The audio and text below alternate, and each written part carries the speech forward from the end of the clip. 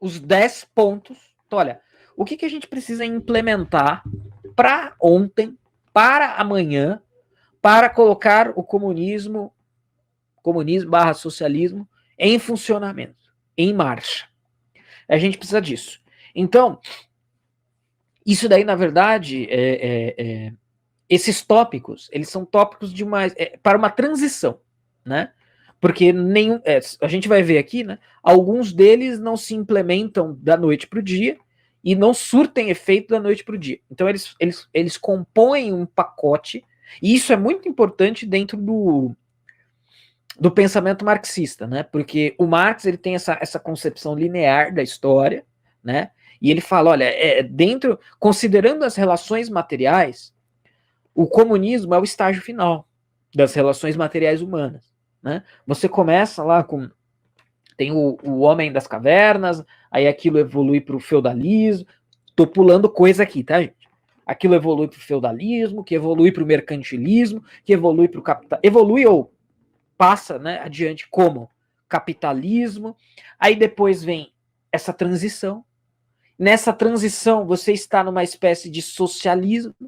Depois do socialismo vem o comunismo e aí acabou a história. Temos o fim da história humana, né? Então, ou seja, mas o Marx e o marxismo eles têm essa concepção da história como uma marcha em um certo sentido, né? Só isso, putz, daria para falar só sobre isso, né? Sobre essa concepção de história do marxismo, que é linear, que é determinista, num certo sentido. Né? Se aparecer algum marxista nos comentários, com certeza ele vai falar, não, o Marx não é determinista. Né? Aliás, quando você discute com marxistas, dependendo de como for, o Marx não é nada. Tá? O Marx não é marxista, o Marx não é socialista, o Marx não é comunista, o Marx não é positivista, o Marx não é historicista, o Marx não é nada. Eu já fiz isso. Felizmente tenho feito isso menos, porque é uma todo mundo passa por essa fase da vida, né, gente? De ficar discutindo coisas e tal. Eu já superei. Hoje eu já consigo meus objetivos sem ter a necessidade desse tipo de discussão. Mas, por exemplo, já discutimos, os próprios comentadores posteriores ao Marx admitem que o Marx foi um positivista. Óbvio, né? A ciência social posterior a Comte é positivista. O Durkheim foi, o Weber foi, e o Marx foi também. Ele o Marx considerava estar dando uma explicação científica para a sociedade. E também para o decorrer da história. Então ele era sim um positivista. Obviamente, tem um descarte completo de qualquer âmbito metafísico nas propostas, nas posições do Marx. Até mesmo porque o Marx, diferentemente de um Weber, por exemplo, Weber tinha, né, ele também exclui isso da sua ciência social, mas o Weber tinha uma noção de fundamento objetivo metafísico para valores. Só que ele não consegue incluir isso dentro da sua ciência social, porque ele era um positivista também. Então, isso metodologicamente ele estava impedido de fazer isso. Então, é óbvio que o Marx era um marxista. Perdão, o Marx era um positivista. Até mesmo porque era um materialista também. Mas isso são tópicos que a gente pode discutir nas nossas próximas tantas lives por aí. Mas assim, quando a gente discute com um marxista é muito engraçado, né? Porque ele não admite nada. O que também tem a ver um pouco com o pensamento dialético, né? Que eu expliquei lá na minha masterclass sobre debates, né? Olha, é um negócio dialético. Hoje é uma coisa, amanhã é outra.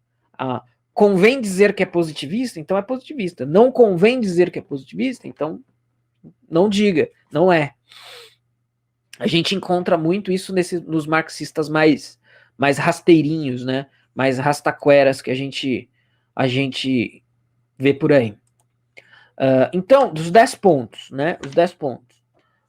Primeiro ponto, eu vou ler. Isso vocês encontram fácil na internet, mesmo sem. Se você não colocar 10 pontos do Manifesto Comunista, vai aparecer isso fácil. Eu poderia colocar aqui na tela, mas eu prefiro seguir a tradução que eu tenho aqui. Está nas páginas 30 e 31, para quem eventualmente tiver essa aqui, da editora Cortez. Né? Então, primeiro ponto que o Marx diz. Né? Então, eu vou ler, ó, essas medidas, é claro, serão diferentes conforme os diferentes países. Ou seja, ele tinha uma pretensão de que isso fosse implementado em diversos países, pelo menos ali da Europa. Para países mais avançados, porém, poderão ser aplicadas as seguintes na sua quase totalidade. Esse negócio de países avançados, isso é interessante também, gente, por duas razões. Primeiro, uma razão histórica. A primeira revolução comunista da história ocorrerá na Rússia, que era um país agrário. Comparado a Inglaterra, né, por exemplo, é um país agrário. Então ela não ocorre num país avançado. Isso já é uma contradição desse determinismo histórico marxista. Mas a gente pode explorar isso num outro momento também. E pelo determinismo histórico marxista, a revolução comunista ela deveria ter ocorrido primeiro na Inglaterra, ou talvez até primeiro na Holanda. Né? A Holanda tem um desenvolvimento muito precoce do capitalismo. Né? Então lembram de como eu expliquei rapidamente a marcha da história para o marxismo? Né? Feudalismo, mercantilismo, capitalismo. E, inevitavelmente, depois do capitalismo, virá o socialismo, virá o comunismo. Então, se você entende isso, você deduz o quê? Quem avançou mais no capitalismo está mais próximo de chegar no socialismo. Se a história segue essa marcha, é isso que você espera. Mas isso não aconteceu. Não aconteceu Revolução Comunista na Holanda, não aconteceu Revolução Comunista na Inglaterra. Aconteceu na Rússia, atrasada, agrária. Né? Tanto é que tem aquele programa, né? O Lenin, para tentar corrigir esse problema, o Lenin tem que meio que criar um capitalismo na Rússia para poder ter proletário, para poder ter revolução do proletariado, para poder, né? Isso é muito interessante. Né? Isso é muito interessante porque já é uma falha nessa concepção mecânica da história do Marx. Mas a gente pode explorar isso. A gente com certeza vai voltar, vai se repetir e vai explorar aí outros elementos ao longo dessa série, tá, gente? Então vamos lá. O primeiro ponto desses 10, que podem ser implementados imediatamente em países desenvolvidos. 1. Expropriação da propriedade fundiária. Então, expropriação da propriedade fundiária e emprego das suas rendas para despesas públicas. Então, ele está falando do quê? Olha, grandes propriedades de terra estão abolidas. Se eu tenho uma grande propriedade de terra que me gera uma renda, isso tem que ser removido e o valor em cima disso tem que ser revertido para despesas públicas. É o fim das grandes... Sabe, no discurso... Sabe, tá ouvindo um discurso assim do PSOL, taxação das grandes propriedades. É praticamente a mesma coisa que o primeiro desses 10 pontos do Marx. Tá? Então, vamos abolir a vasta propriedade de terra e qualquer tipo de renda obtida sobre ela e reverter para despesas públicas.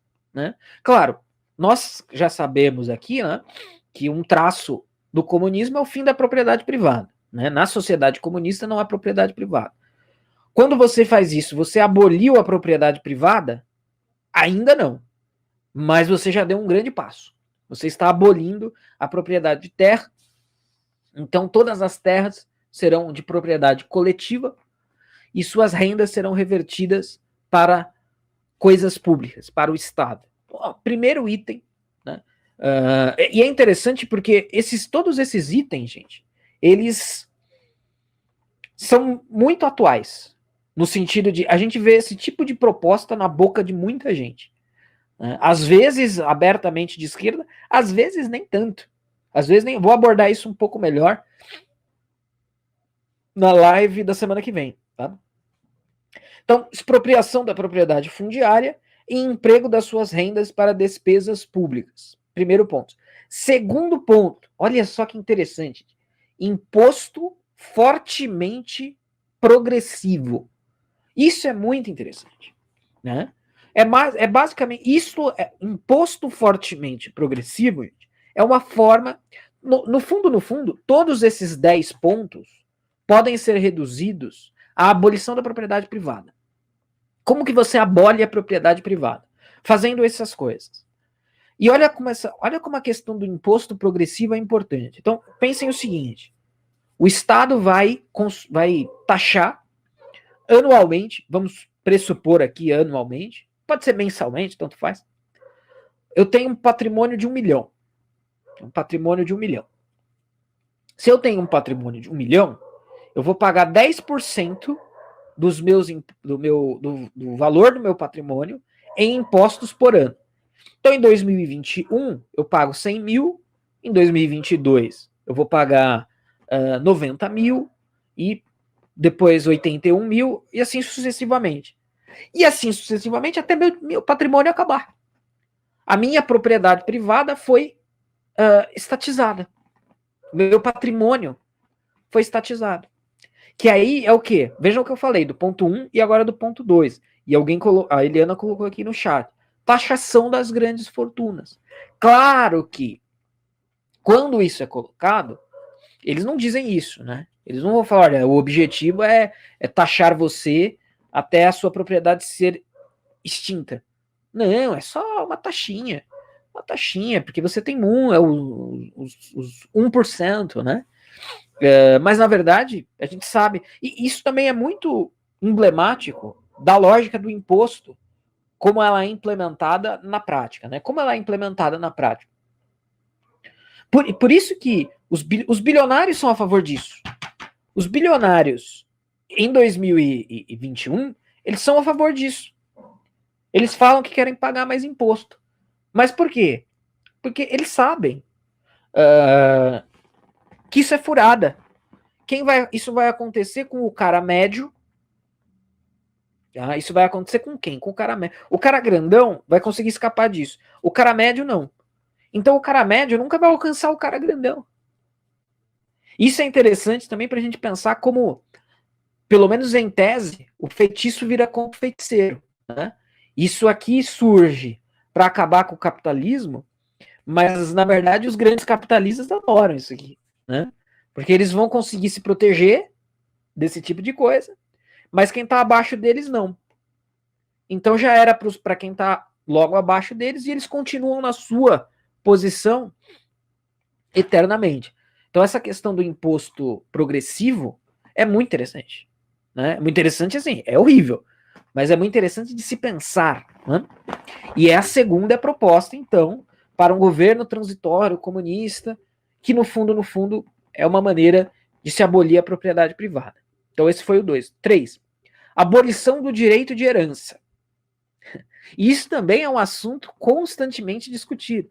Olha, taxas, né? Enfim, abolição do direito de herança. Taxa sobre. Você herda 1 milhão, eu morri, deixei assim meu patrimônio de 1 milhão. Não, ó, só por ser herança você vai pagar 10% de taxa, fora outras. Então, mas aqui o que está sendo falado é o seguinte: eu tenho 1 milhão, morri, o meu 1 milhão é do Estado agora. Meus filhos que se virem, meus descendentes, né, sei lá. As pessoas que deveriam receber a herança, acabou. Na verdade, é abolir a herança, né? Não é nem abolir os direitos sobre a herança. O conceito de herança não existe. Morreu, vai para o Estado. Né? Óbvio. O que acontece? E isso daí, gente, implementado em uma geração, você estatizou tudo. Né? Em 80 anos, todo mundo vai morrer. Se ninguém deixar herança para ninguém, acabou a propriedade privada. Né? Então, o que está como pano de fundo aqui é a abolição da propriedade privada. E mais uma vez, hoje em dia, isso daqui prejudica. Pensando na lógica do hoje em dia, isso daqui é prejudicial para quem? Para quem recebe uma pequena herança. O cara que recebe, se ele quiser, né, E ele tem muita riqueza, é bilionário. O que ele faz? Ele vai transferindo a posse do que ele tem para os seus herdeiros, antes dele morrer. Aí quando ele morrer, ele já não tem mais nada mesmo.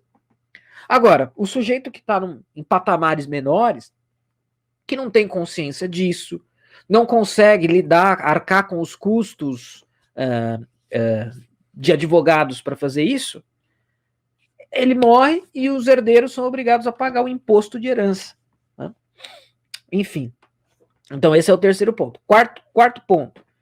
Confisco da propriedade de todos os emigrados e rebeldes.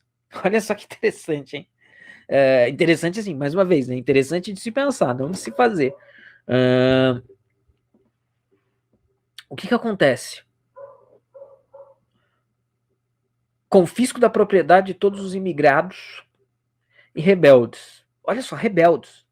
O sujeito que foi lá e fez alguma coisa fora... Alguém já citou Holomodor no chat, né? Tanto para o item 1, mas para o item 4 também. Ó, eu vou recolher toda a sua produção, que você está desafiando aqui as vontades do Partido Comunista, né? Então você é um rebelde. Rebelde não tem direito a... Ó, herdeiro não tem direito à propriedade. Rebelde não tem direito à propriedade. Donos de grandes propriedades de terra não têm direito à sua propriedade. Ou seja, você não tem direito à propriedade. Quando as pessoas me perguntam, beleza, mas define o que é comunismo aí para mim. Fala aí para mim o que é o comunismo. Ouço. Comunismo é abolição da propriedade privada. E socialismo é o caminho para isso. É que às vezes as pessoas perguntam isso com boas intenções. Às vezes as pessoas perguntam isso com... Às vezes é um cara querendo te armar uma arapuca para você. Mas às vezes as pessoas te perguntam... E dependendo do contexto, não dá para você dar uma explicação muito longa. Você tem que dar uma explicação papum. Então eu falo, ó, comunismo é a abolição da propriedade privada e o socialismo é o caminho para isso. O socialismo é isso que eu estou descrevendo aqui agora nesses pontos, porque o próprio Marx diz, isso são pontos para um governo transitório. Esse governo transitório, dentro do marxismo, nada mais é do que o socialismo. É isso, tá? Ó, então, o quarto ponto foi esse. Quinto ponto, centralização do crédito nas mãos do Estado por meio de um banco nacional com capital estatal e monopólio exclusivo. Ah, mas é claro, meu amigo. Desse jeito é fácil também, né? Isso daqui é muito de fato, né? É muito a lógica do socialismo, né? Se você tiver regras privilegiadas para você, você consegue comandar o negócio todo, mas é evidente, qualquer um, né? Por isso que, em formas degeneradas de capitalismo, o negócio se desenrola como monopólio, né? Mas o monopólio é uma corrupção da coisa, né? A ideia, pelo menos teórica e original, é que você tem o quê? Vários concorrendo. Quando tem monopólio, é porque alguma coisa deu errada.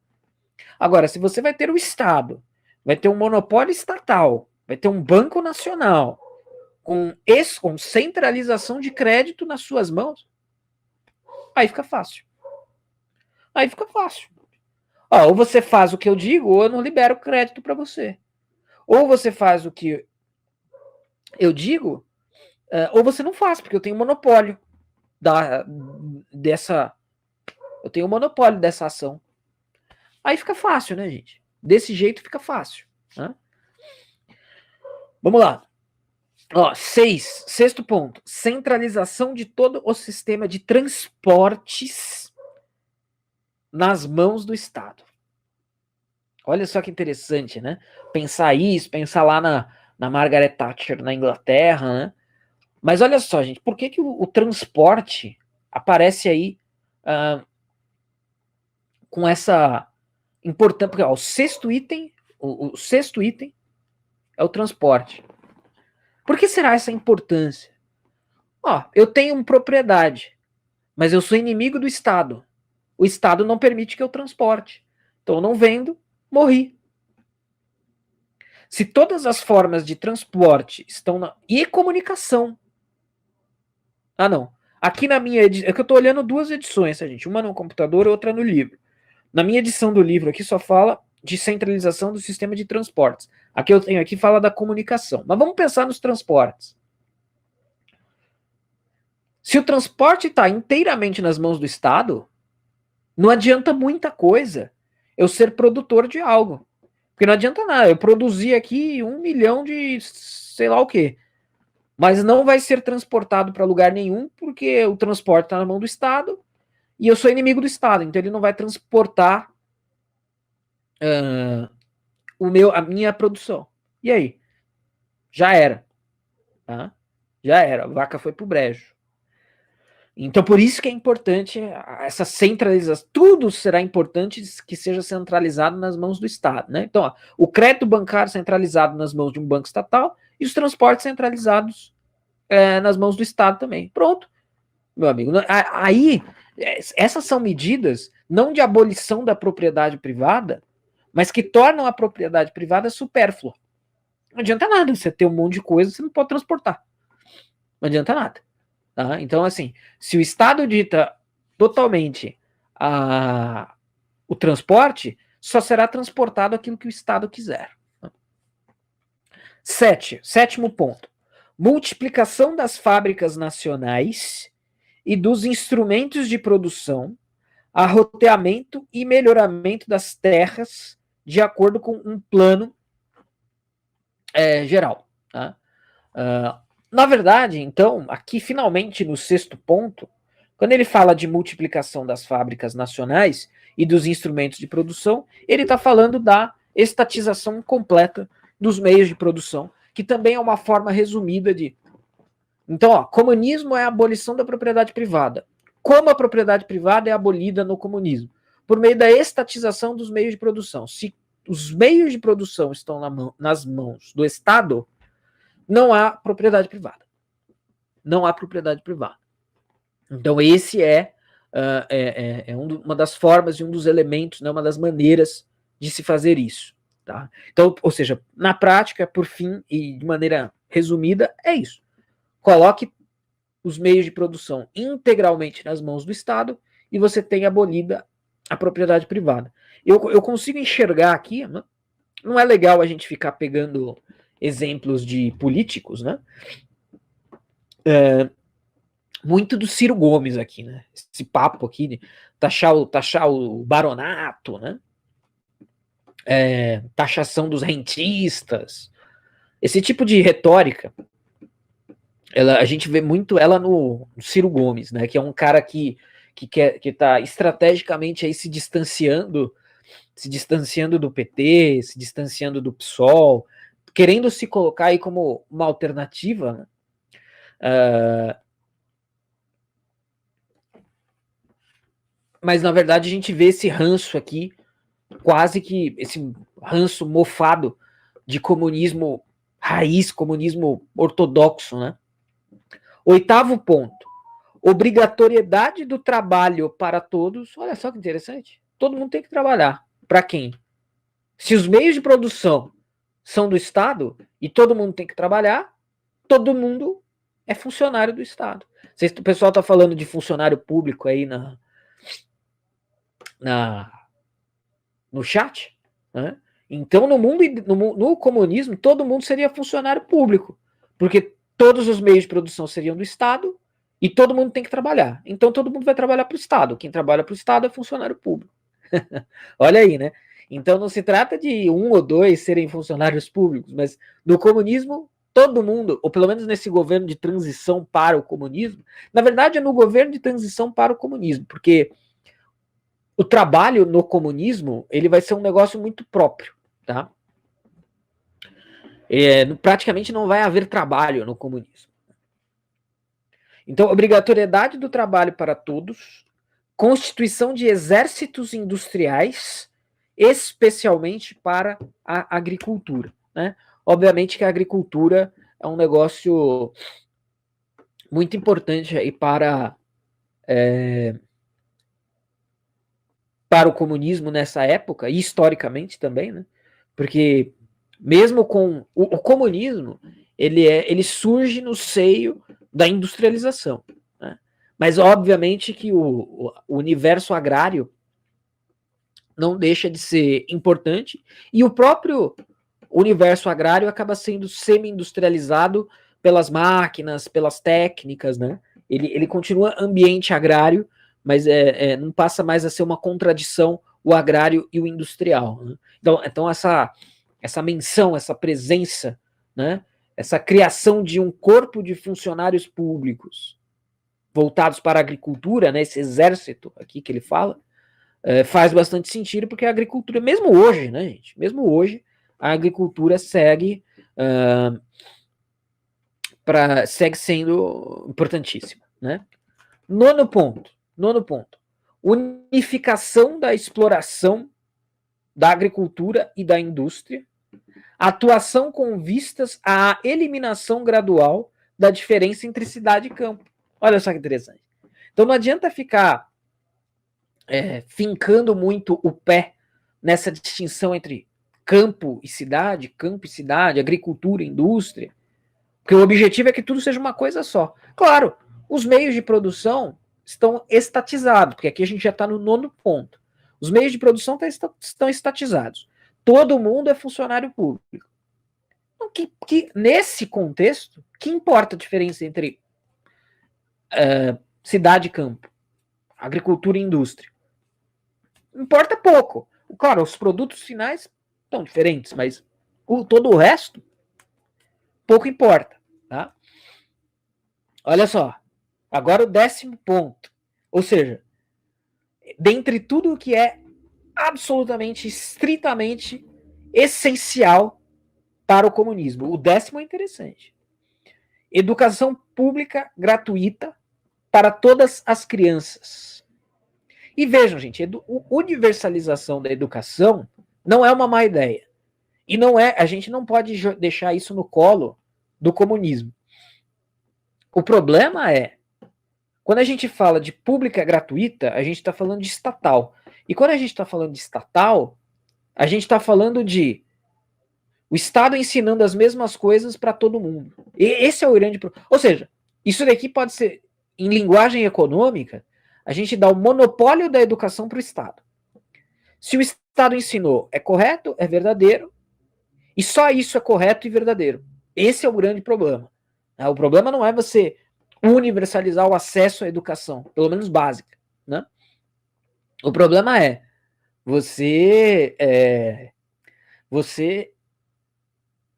entrega de bandeja o monopólio da educação para o Estado. E aí, ainda dentro do ponto 10, abolição do trabalho infantil nas fábricas na sua forma atual. Combinação da educação com a produção material. Então, assim, a abolição do trabalho infantil na indústria, a gente pode dizer que é um daqueles pontos que fazem sentido, né? Que fazem sentido. Inclusive, isso tem a ver com o superchat que o Fernando Calixto mandou. Deixa eu ver se ele aparece aqui para mim. Eu acho que sim, deixa eu ver. Não aparece mais. Mas eu vi o que o Fernando Calixto escreveu. Deixa eu ver se eu consigo abrir aqui para ler para vocês.